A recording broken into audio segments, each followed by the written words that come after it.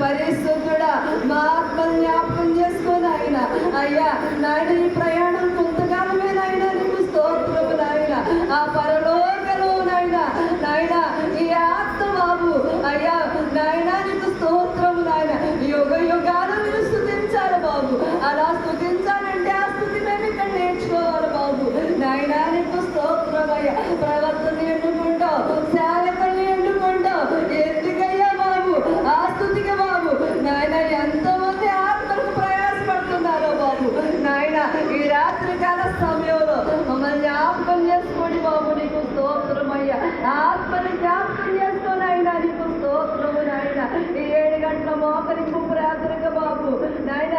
ఏ సాధారణ శక్తులైనా కనుక కొంచెం ఉంటే కనుక నాయన అయ్యా మాకే 16